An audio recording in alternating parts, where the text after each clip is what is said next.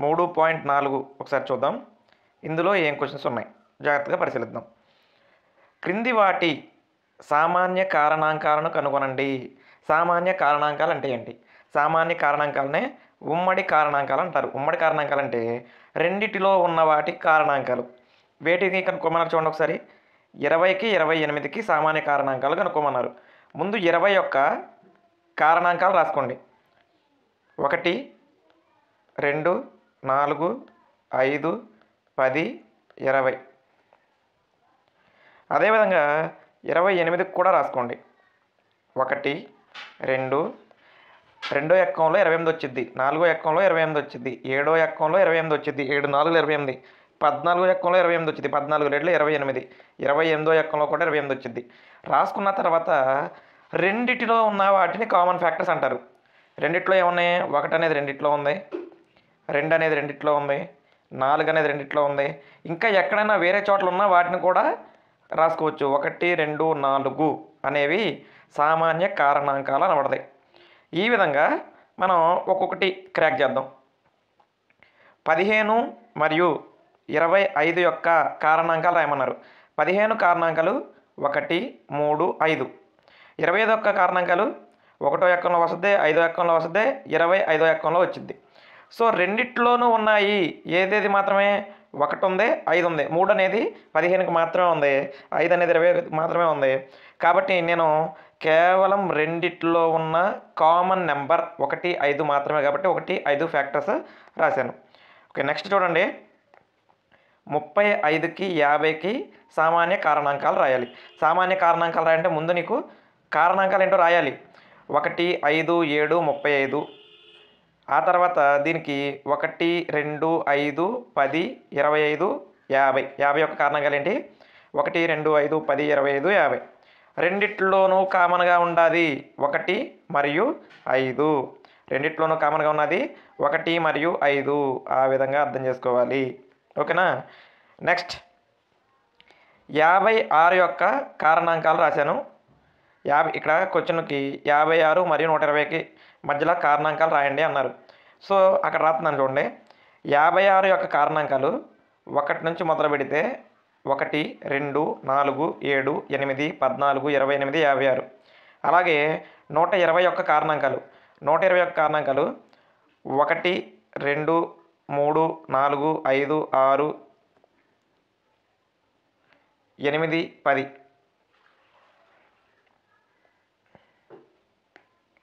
ఒకటి 2, 3, 4, 5, 6, 8, 10. సో వీటి యొక్క సామాన్య కారణాంకాలు అంటే ఏం చెప్పుకున్నాం? రెండిటిలో కూడా ఉండాలి. రెండిటిలో కూడా ఉంటే ఎంత అవుతుందండి? 1, 2, 4, 8. ఇవి మాత్రమే సామాన్య కారణాంకాలు అవుతాయి. అర్థమైందా? 1, 2, 4, 8 మాత్రమే సామాన్య కారణాంకాలు అవుతాయి. ఆ విధంగా గుర్తుపెట్టుకోండి. నెక్స్ట్, క్రింది వాటి సామాన్య కారణాంకాలను కనుక్కోనండి. మళ్ళీ సామాన్య కారణాంకాలు ఇచ్చారు. ఇందాక ఏంటంటే 2 నెంబర్లు మాత్రమే ఇచ్చి మనం చేసిన అన్నీ కూడా కేవలం 2 నెంబర్లు మాత్రమే ఇచ్చి వాటి యొక్క సామాన్య కారణాంకాలు కనుక్కోనండి అన్నారు. మరి ఇప్పుడు 4 నెంబర్లు ఇచ్చారు, 3 నెంబర్లు ఇచ్చారు. 3 నెంబర్లు ఇచ్చి వాటి యొక్క సామాన్య కారణాంకాలు కనుక్కోవాలన్నా నువ్వు వాటి యొక్క కారణాంకాలు రాయాలి. 4 యొక్క కారణాంకాలు ఎంతండి? 1, 4, 8. 1, 2, 4.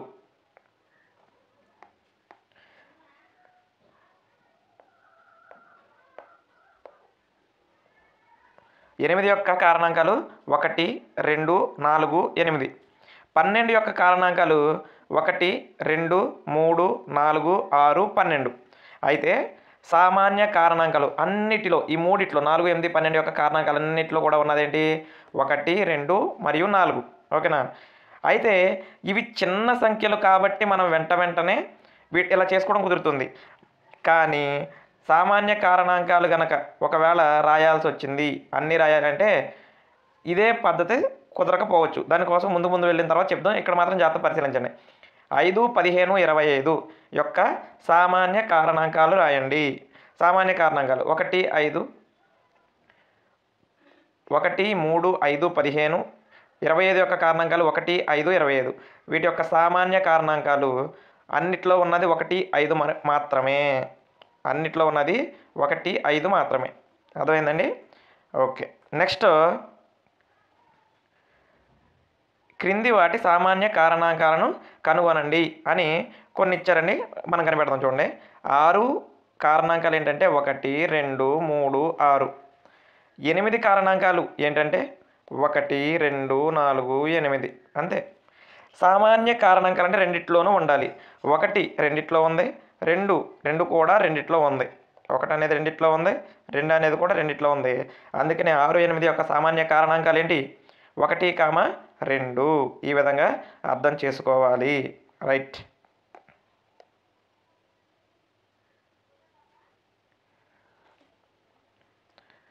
నెక్స్ట్ 12 18 12 మరియు 18 యొక్క సామాన్య కారణాంకాలు రాయాలంట. సో 12 యొక్క ఫ్యాక్టర్స్ ఏంటి? 1 2 3 4 6 8. ఓకే, 12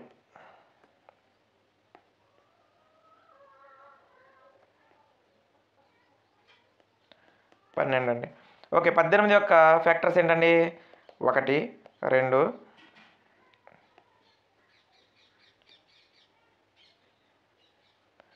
1 2 3 6 18, 4 ఎక్కడంలో లేదు, 6 3 18, 9 2 18, ఇక 18. ఓకేనా? ఈ రెండిట్లో కూడా కామన్గా ఉన్నాయి ఏంటో చూడండి. 1 ఉంది, 2 ఉంది, 3 ఉంది, 6 ఉంది. అర్థమవుతుందా? ఈ రెండిట్లో కామన్గా ఉన్నది అవుతుంది. లేదా నేను ఇక్కడ మీకు ఒక ట్రిక్ చెప్తున్నాను చూడండి. సామాన్య కారణాంకాలు మాత్రమే రాయండి అన్నాడు అనుకో, మీరు ఇంకొక విధంగా రాయొచ్చు. ఎలాగా చెప్పనా? సింపుల్. 12కి 18కి గసాబా కనుగొనండి. గసాబా కనుగొనాలంటే ఈ మెథడ్లో కనుగొనాలి. 12 ఎంత వచ్చింది? 6.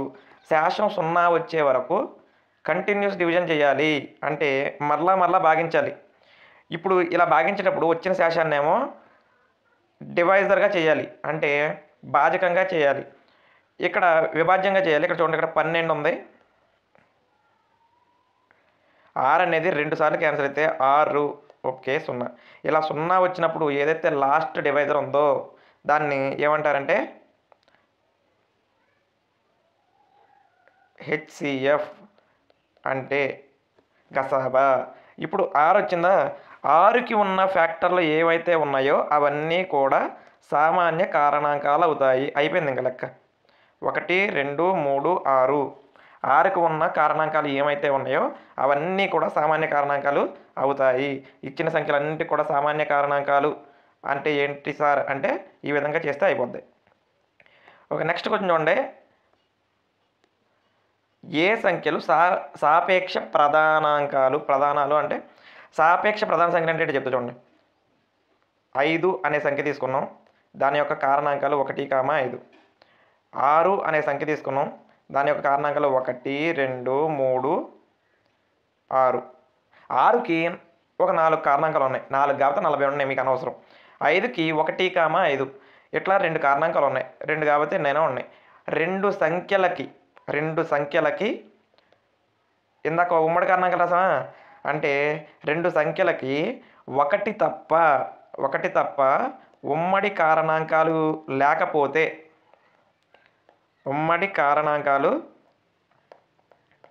లేకపోతే వాటిని సాపేక్ష ప్రధాన సంఖ్యలు అంటారు.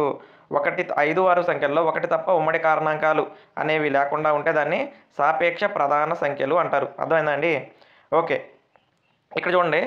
18 మరియు 35 అనే సంఖ్యలు తీసుకున్నానండి. 18, 35 అనే సంఖ్యలు సాపేక్ష ప్రధానాంకాలు అవ్వాలి. సాపేక్ష ప్రధానాంకాలు అవ్వాలంటే 18 యొక్క కారణాంకాలు 35 యొక్క కారణాంకాలు కట్టడం ఒక విధానం, లేదా 18కి 35కి గసాబా కనిపెట్టడం ఒక విధానం. అర్థమైందండి? మీరు సాపేక్ష ప్రధానాంకాలు అవుతాయా అవ్వా అని క్వశ్చన్ ఇచ్చారనుకో, ఇదిగో ఇక్కడ మనకు ఆల్రెడీ ఇచ్చారు చూడండి. 18 35కి ఒక్కొక్క దానికి కారణాంకాలు రాశారు. 18 కారణాంకాలు 1 2 3 6 9 18. 35 యొక్క కారణాంకాలు 1 5 7 35. వీటి యొక్క ఉమ్మడి కారణాంకం 1. ఇవన్నీ కారణాంకాలు రాసి ఆ తర్వాత నువ్వు డిసైడ్ చేస్తున్నావు. నేనేమంటానంటే ఇంత చేయడం అనేది మనకి ఎగ్జామ్లో గుర్తు రావచ్చు రాకపోవచ్చు. కాబట్టి సింపుల్గా ఇటువంటి క్వశ్చన్స్ని మనం ఆన్సర్ పెట్టాలంటే సింపుల్గా నువ్వేం చేస్తావు, 35కి 18కి మధ్యలో హెచ్సిఎఫ్ అంటే గసాబా కనిపెట్టి ఒక 18 కాబట్టి 15లో నుంచి 8 మైనస్ చేస్తే ఇక్కడ 7 అండి, మొత్తం 17, 18 ఒక్క 17 ఒకటి వచ్చిందంటే ఇంకా ఆ ఒకటితో చేస్తే అయిపోద్ది కదా. 17 వచ్చినప్పుడు 0 వచ్చింది అంటే ఆఖరిగా ఉన్నదే హెచ్సిఎఫ్ అవుతుంది. ఇలా హెచ్సిఎఫ్ 1 వస్తే రెండు సంఖ్యల మధ్య గసాబా 1 వస్తే ఆ రెండు సంఖ్యలు సాపేక్ష ప్రధానాలు. అంటే 18, 35 అనేవి ఏంటి, సాపేక్ష ప్రధానాలు. ఏవి ఈ క్రింది వాటిలో సాపేక్ష ప్రధానాంకాలు కనిపెడుతున్నాను. ఇంకో టిప్ చెప్తా చూడండి. ఎప్పుడైనా సరే ఇచ్చిన సంఖ్యల్లో ఒక్క సంఖ్య అయినా సరే, ఇచ్చిన సంఖ్యల్లో కనీసం ఒక సంఖ్య అయినా ప్రధాన సంఖ్య అయితే, ఒక్క సంఖ్య అయినా సరే, ఎన్నైనా నెంబర్లు ఉన్నాయి అవన్నీ నీకు అనవసరం, ఒక్క సంఖ్య అయినా సరే ప్రధాన సంఖ్య అయిందనుకో, అప్పుడు ఏమైపోతాయి అంట, ఆ ఇచ్చిన సంఖ్యలన్నీ కూడా సాపేక్ష ప్రధాన సంఖ్యలు అయిపోతాయి. ఏమంట, సాపేక్ష ప్రధాన సంఖ్యలు అయిపోతాయి అంట. ఓకేనా, అలా గుర్తుపెట్టుకోండి. నెక్స్ట్, ఇప్పుడు ఆ కాన్సెప్ట్ని బేస్ చేసుకొని 37 అనేది ప్రధాన సంఖ్య కాబట్టి 15 అనేది ప్రధాన సంఖ్య కాదు, కానీ 37 అనేది ప్రధాన సంఖ్య కాదు కాబట్టి వెంటనే ఈ రెండు కూడా సాపేక్ష ప్రధాన సంఖ్యలు అయిపోతాయి. అంటే 18, 35 సాపేక్ష ప్రధాన సంఖ్యలు, 15, 37 సాపేక్ష ప్రధాన సంఖ్యలు. 30, 415. సో 415కి నువ్వు ఫ్యాక్టర్లు రాయాలంటే ఎన్నని రాస్తూ ఉంటావు, ఇది చూడండి. 415 యొక్క ఇక ఫ్యాక్టర్లు రాస్తూ కూర్చుంటావా, రాయలేం కదా. అప్పుడు మనం ఏం చేయాలి, సింపుల్గా 30తో డివిజన్ చేసేద్దాం. ఒక్క 30, ఇక్కడ నాకు 11, 115. నాకు ఇంక అప్పుడే శేషం కదండి, ఇంకా నెంబర్లు అన్నీ అయిపోయిన తర్వాత వచ్చేది నాకు పూర్తిగా శేషం అని మధ్యలో వచ్చేసిందని ఆపేసేసి అంటాం. ఆ శేషం అని ఎప్పుడు అన్నది, శేషం అని నెంబర్లన్నీ డివిజన్ అయిపోవాలి. డివిజన్ అయిపోయిన తర్వాతే అప్పుడు అంటారు శేషం అని. 3 30ల 90 అంటే ఇక్కడ ఎంతండి, 25 మిగిలింది. ఇది శేషం. ఈ శేషాన్ని నేను డివిజన్గా మార్చాలి. సో శేషాన్ని నేను డివిజన్గా మారిస్తే ఈ 25 అనేది ఇందాక మిగిలిపోయిన 30 ఉంది చూసారా, అదే దేంతో అయితే డివిజన్ చేసామో దాన్ని తీసుకురొచ్చి ఇక్కడ వేయాలండి.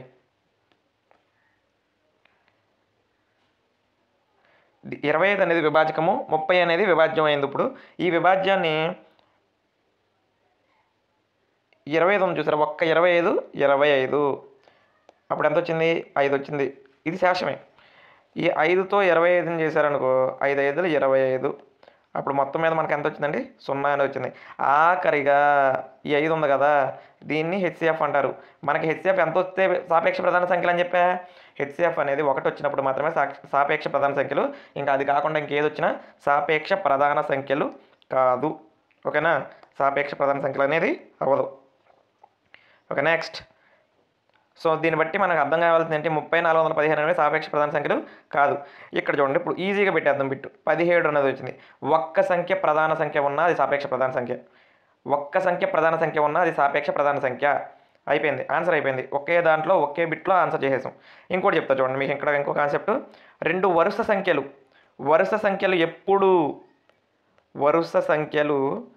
ఎప్పుడు సాపేక్ష ప్రధాన సంఖ్యలు. వరుస సంఖ్యలు ఎప్పుడూ సాపేక్ష ప్రధాన సంఖ్యలు. నాన్ మ్యాథ్స్ స్టూడెంట్స్ ఈ పాయింట్స్ నోట్ చేసుకోవాలి. సాపేక్ష ప్రధాన సంఖ్యలు ఎప్పుడవుతాయని చెప్పాం, ఒకటి హెచ్సిఎఫ్ అనేది 1 అయినప్పుడు సాపేక్ష ప్రధాన సంఖ్యలు. వరుస సంఖ్యలు ఎప్పుడు సాపేక్ష ప్రధాన సంఖ్య. అంటే 10, 11 అని అనుకోండి, వరుస సంఖ్యలైనా 10, 11 సాపేక్ష ప్రధాన సంఖ్యలు అయిపోతాయి. ఇచ్చిన సంఖ్యల్లో కనీసం ఒక్క సంఖ్య అయినా ప్రధాన సంఖ్య అయితే అప్పుడు కూడా అవి సాపేక్ష ప్రధాన సంఖ్యలు. ఇప్పటికి 3 పాయింట్లు చెప్పానండి. ఒక్క హెచ్సిఎఫ్ 1 వస్తే సాపేక్ష ప్రధాన సంఖ్యలు, వరుస సంఖ్యలు ఎప్పుడు సాపేక్ష ప్రధాన సంఖ్యలు, ఒక సంఖ్య అయినా ప్రధాన సంఖ్య అయితే అవి సాపేక్ష ప్రధాన సంఖ్యలే. ఇప్పుడు ఎందుకు చెప్పారు సార్, ఎందుకు చెప్పాను ఇక్కడ చూడండి. 216 మరియు 215 అన్నాడు. ఈ రెండు కూడా ఏ సంఖ్యలు, వరుస సంఖ్యలు సాపేక్ష ప్రధాన సంఖ్యలు. 17, 68 ఒకటి ప్రధాన సంఖ్య, సాపేక్ష ప్రధాన సంఖ్య. సో 37 అనేది ప్రధాన సంఖ్య కాబట్టి సాపేక్ష ప్రధాన సంఖ్య. 18 మరియు 35 చేసి చూసాం, అప్పుడు సాపేక్ష ప్రధాన సంఖ్య. ఇక ఆఖరిగా 81, 16 ఉన్నాయండి. లాస్ట్గా చెక్ చేద్దాం. 81 అలాగే 16.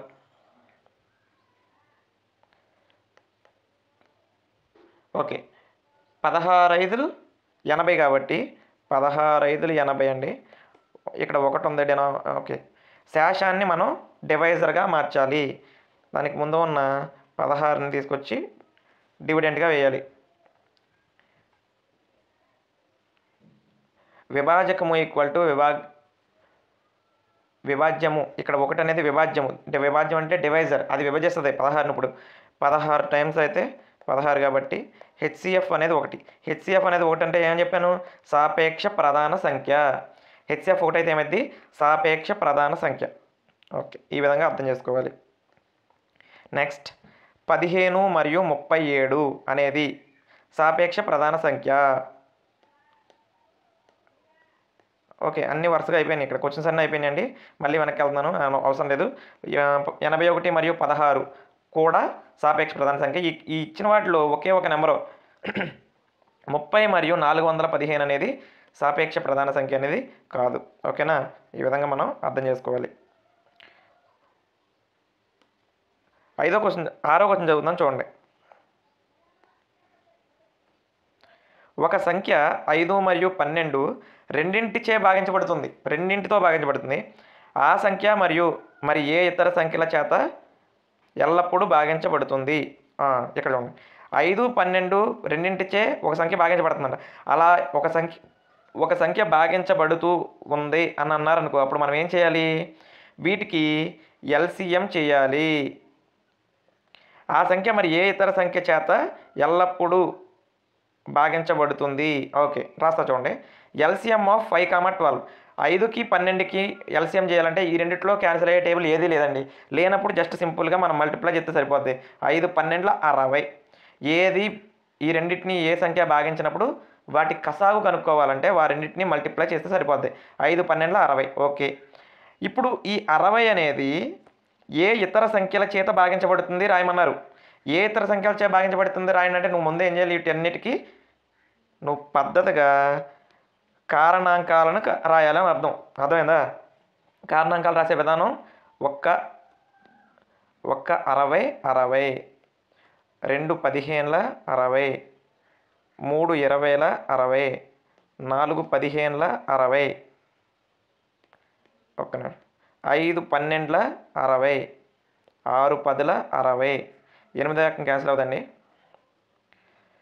10. ఇక అక్కడ నుంచి 30 కూడా ఉంది. ఓకే, 2 15 కాదండి, 2 30, 2 30 60.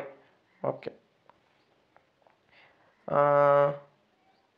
12, 6 తర్వాత 7 8 9 అలా మనం జస్ట్ చెక్ చేసుకుంటూ ఉంటే ఇంకేదన్నా టేబుల్ వచ్చిద్దా అనేది చెక్ చేసుకుందాం. 6 తర్వాత 10 తర్వాత ఇంకా 7 8 9 10 ఇంక ఏ టేబుల్ క్యాన్సిల్ అవ్వట్లేదండి. ఇప్పుడు మనం ఫ్యాక్టర్స్ ఎలా రాసేవాలి? 1 2 3 4 5 6 10 12 15 20 30 60 ఇంకా వరుసగా ఇలా వచ్చి ఇలా రాసేసుకున్నాం అనుకో అయిపోయిద్ది. అర్థమైందా? 6 10 60, 6 తర్వాత 7 8 9 ఉన్నాయి. ఇంకా అవి కనుక చూసుకున్నాం, ఇంకా అంతకంటే ఎక్కువ టేబుల్స్ నీకు రావడానికి అవకాశం అనేది లేదు. 7 8 9 అవే చూడాలి, ఎందుకంటే ఈ రెండింటి మధ్యలో ఇదిగో 6 ఉందా 10 ఉందా, ఈ రెండింటి మధ్యలో మహా అయితే 7 8 9 10 ఇక ఈ మాత్రం అవడానికి అవకాశం ఉంది. ఆ విధంగా మనం అన్నిటినీ చెక్ చేసుకోవాలి. అర్థమైందా? ఓకే, నెక్స్ట్ ఒక సంఖ్య 12తో భాగించబడుతుంది. ఆ సంఖ్య మరి ఏ ఇతర సంఖ్యల చేత భాగించబడుతుంది అన్నాడు. ఒక సంఖ్య 12చే భాగించబడుతుందంట. మరి ఆ సంఖ్య మరి ఏ ఇతర సంఖ్యల చేత భాగించబడుతుంది అంటే 12 యొక్క కారణాంకాలని రాయటమే, అంతకుమించి ఇంకా రాయడానికి అవకాశం లేదండి. ఏ సంఖ్య 12చే భాగించబడుతుందో ఆ సంఖ్య 12 యొక్క కారణాంకాలన్నిటిచే భాగించబడుతుంది. అర్థమైందండి? ఏ సంఖ్య ఇప్పుడు ఫర్ ఎగ్జాంపుల్ ఒక సంఖ్య 10చే భాగించబడుతుంది, ఆ సంఖ్య మరి ఏ ఇతర సంఖ్యలచే భాగించబడుతుంది అంటే 10 యొక్క కారణాంకాలన్నిటితో కూడా భాగించబడుతుంది. అట్లాగే ఇక్కడ ఒక సంఖ్య 12చే భాగించబడితే 12 యొక్క కారణాంకాలన్నిటిచే కూడా ఆ సంఖ్య భాగించబడుద్ది. ఆ 12 యొక్క కారణాంకాలు ఏంటి ఇందాక చెప్పా. 1 12, 2 6 12, 3 4 12, 3కి 4కి వచ్చేసాం. ఇక దాని తర్వాత ఇంకేముంది? 3 4 మధ్యలో ఏమైనా నెంబర్స్ ఉన్నాయా? లేవు, అయిపోయినాయి. అంటే ఇక్కడ రాసే నెంబర్ల మధ్యలో ఉన్న నెంబర్లతోనే ఇంకా ఇది ఒకటి. For example 2 6 రాసామండి. 2 6 మధ్యలో 3 ఉంది, 4 ఉంది, 5 ఉంది. ఆ మూడిట్లతో కూడా వస్తే వస్తుంది, లేకపోతే ఇంకా దానికి అవకాశం అనేది లేదు. అర్థమైందా? సో ఆ విధంగా రాయాలి. ఇప్పుడు మనం ఫ్యాక్టర్స్ ఏమని రాస్తాం? 1 2 1 2 3 4 6 12. 1 2 3 4 6 12. 1 2 3 4 6 12. ఈ విధంగా మనం జాగ్రత్తగా ఒక్కొక్క పార్ట్ని జాగ్రత్తగా చూసుకుంటా రావాలి. ఓకేనా? ఓకే అండి. నెక్స్ట్ మనం అభ్యాసం 3.5లో డిస్కస్ చేద్దాం. ఇక్కడ చూడండి, 60కి 2 వేర్వేరు కారణాంక వృక్షాలు ఉన్నాయి. లోపించిన సంఖ్యలను రాయండి. ఇక్కడ ఇదిగో ఇది ఫస్ట్ ట్రీ డయాగ్రామ్. వృక్షాలంటే ఏం లేదు, కారణాంక వృక్షాలంటే ట్రీ డయాగ్రామ్ లాగా ఇక్కడ వేసారండి. ఇందులో ఒకసారేమో 60ని 6 10ల 60. ఇదిగో నేను ఒక్కసారి మీకు చుక్క పెడతాను చూడండి. 6 10ల 60. ఇక్కడ చూడండి ఒక్క నిమిషం. 60 ఉందనుకోండి, ఫస్ట్ ఏం చేశారంటే 6 10ల 60. 6ని అగైన్ ఇక్కడ కారణాంకాలు అనేవి ప్రధాన కారణాంకాలలాగే రాయాలి. అయితే 2ని 2 3 అయితేనే కదా 6. 10 నెల రాయొచ్చు. 5 2 10. మనకు మిస్ అయిందంటే ఇక్కడ 3 ఇక్కడ 2 అయిపోయింది. ఇక్కడ 3 ఇక్కడ 2 రాయాలి. 3 2 అనేవి మిస్ అయ్యాయి. 6 అంటే 3 2 6, 10 అంటే 5 2 10. ఈ విధంగా ఆన్సర్స్ రాసుకుంటే ఈజీ. ఇప్పుడు అదే 60ని ఇంకోలా రాశారంట. ఎలాగో చూద్దాం ఒకసారి.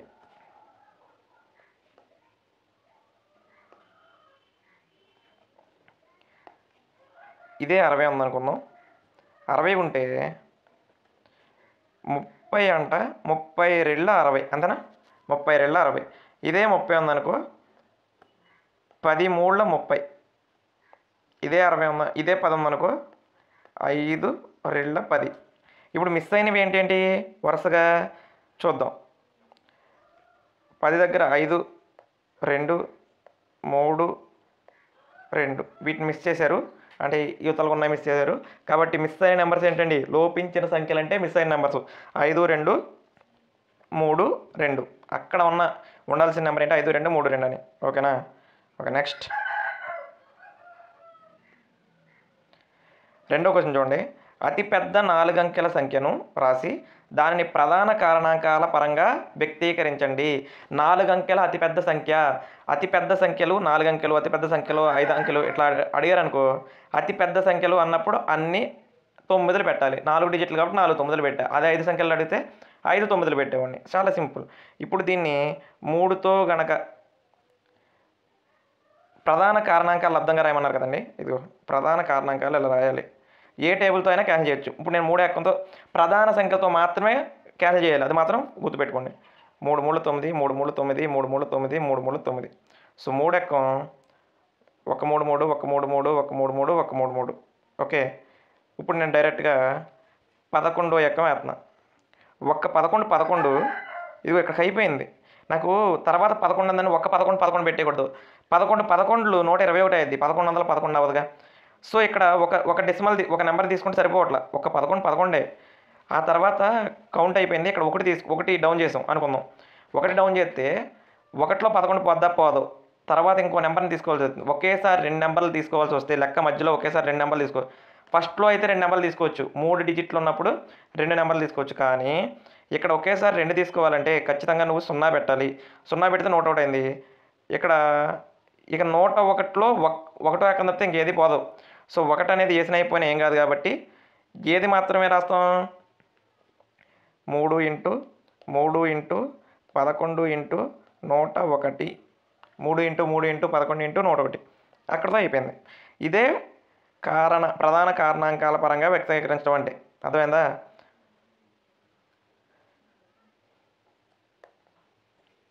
ఓకే, నెక్స్ట్ క్వశ్చన్ చూద్దాం. అతి చిన్న 5 అంకెల సంఖ్య. ఇందాక అతి పెద్ద 4 అంకెల సంఖ్య అంటే అన్ని 9లు పెట్టమన్నా 4 ఉన్నాయి కాబట్టి 4 9లు పెడితే 9999 అయింది. ఇక్కడ అతి చిన్న 5 అంకెల సంఖ్యను అతి చిన్న అని ఇచ్చినప్పుడు ఎప్పుడైనా సరే ఫస్ట్ ఒకటి పెట్టి ఒక డిజిట్ అయిపోయింది. ఇంకెన్ని డిజిట్లు ఉన్నాయి? 5 అంకెల సంఖ్యలో ఒక సంఖ్య ఒకటైతే ఇంక ఎన్ని సంఖ్యలు ఖాళీగా ఉన్నాయి? 4 సంఖ్యలు ఖాళీగా ఉన్నాయి. ఈ 4 సున్నాలు పెట్టేస్తే 10,000 అయింది. ఈ 10,000ని ప్రధాన కారణాంకాలుగా వ్యక్తీకరించండి అన్నాడు. ఓకే, నేను ప్రధాన సంఖ్యలు మాత్రమే తీసుకున్నప్పుడు ఇంక ఏది తీసుకోకూడదు. 2 5లు 10, 0 0 0. ఓకే, అగైన్ మళ్ళీ 5 ఎక్కం పోద్ది. ఒకట్ల స్థానంలో 0 ఉంటే 5 చే నిశేషంగా భాగించబడుతుంది, అంతే కదా. 4 5లు 20, 0 0.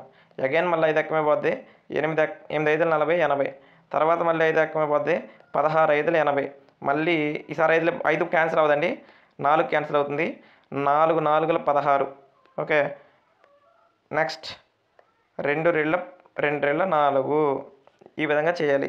ఇంకా 2 అనేది క్యాన్సిల్ అవ్వాల్సిన అవసరం లేదు కాబట్టి ఇక ఉన్న ప్రధాన కారణాంకాలు 5లు ఎన్ని వచ్చినాయి? 4 వచ్చినాయి. 5 దాన్ని రాసే విధానంలో మనం జాగ్రత్తగా రాసుకుంటే సరిపోద్ది.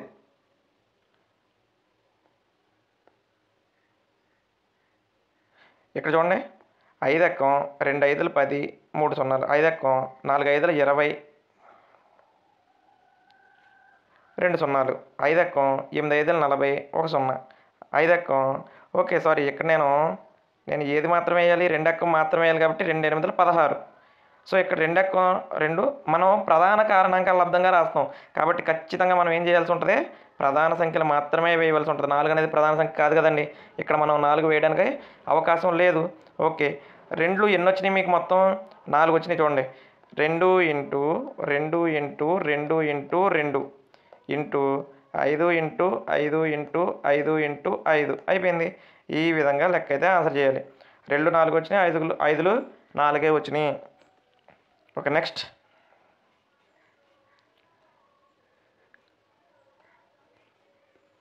1729 యొక్క అన్ని ప్రధాన కారణాంకాలను కనుగొని వాటిని ఆరోహణ క్రమంలో అమర్చండి.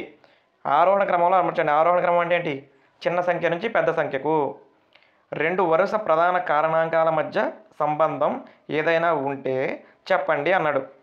ఓకేనా, చూద్దాం. ఇక్కడ చూడండి, 1729 ప్రధాన కారణాంకాల లబ్ధంగా రాయాలంటే 7వ ఎక్కం, దీంట్లో 7 14, 32, 4 28, తర్వాత 7 49. ఇక్కడ 4 మిగిలింది కాబట్టి 13వ ఎక్కం 13 19 247. ఓకే, 20 13 260. నాకు 19 అయితే సరిపోద్దులే. 19 19 ఎక్కం డైరెక్ట్గా ఒకసారి కదండి, ఒకసారి వేస్తాం, అయిపోయింది. సో ఇందులో ఏమంటాడంటే 2 వరుస ప్రధాన కారణాంకాల మధ్య సంబంధం ఏంటంటున్నాడు. ఇదిగో 7 13 అండ్ 19 అనే 3 సంఖ్యలే ఇక్కడ ఉన్నాయి. ఒకటిని తీసుకోవాల్సిన లేదు, 1 అనేది ప్రధాన సంఖ్య కాదు. Very good. ఉన్నప్పుడు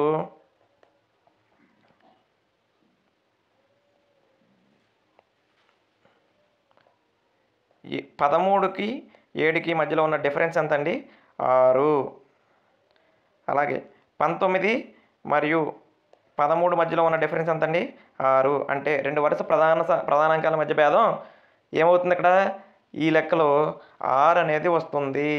2 వరుస ప్రధానాంకాల మధ్య భేదం ఇక్కడ ఈ లెక్కలో ఎలా వస్తుంది? 6 అనేది వస్తుంది. ఆ విధంగా మనం అర్థం చేసుకోవాలి. ఓకే, నెక్స్ట్ క్వశ్చన్ చూడండి. 3 వరుస సంఖ్యల లబ్ధం ఎల్లప్పుడూ 6 ద్వారా భాగించబడుతుంది అని క్వశ్చన్ ఇచ్చాడండి. 3 వరుస సంఖ్యల లబ్ధం, ఇప్పుడు నేను సింపుల్గా ఒకటి తీసుకుంటాను చూడండి. 3 4 5, 5 4 20, 23 60. 60 అనేది 6చే భాగించబడుద్ది. ఓకే, ఇంకా చూద్దాం. 4 5 6, 5 4 20, 26 120. ఓకే, తర్వాత 6 ఇంటూ 7 ఇంటూ 8, 7 6 42, 42 ఇంటూ 8 చేసామనుకో,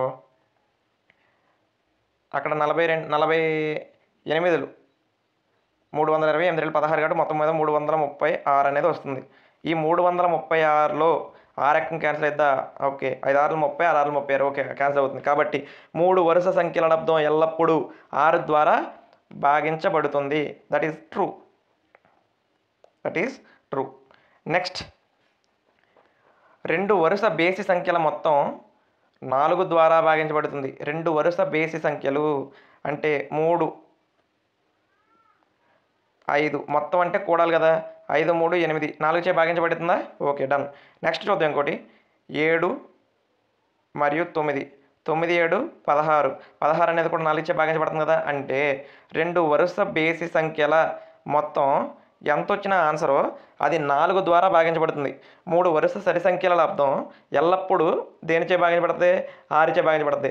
ఇందాక ప్రీవియస్గా 3.4 చెప్పినప్పుడు ఒకటి చెప్పాం. 2 వరుస బేసి సంఖ్యల మొత్తం ఎల్లప్పుడూ ఏ సంఖ్య అవుతుంది? సరి సంఖ్య అవుతుంది. 2 బేసి సంఖ్యలు మరియు ఒక సరి సంఖ్య యొక్క మొత్తం ఎల్లప్పుడూ సరి సంఖ్య అవుతుంది. అర్థమవుతుందండి? 3 వరుస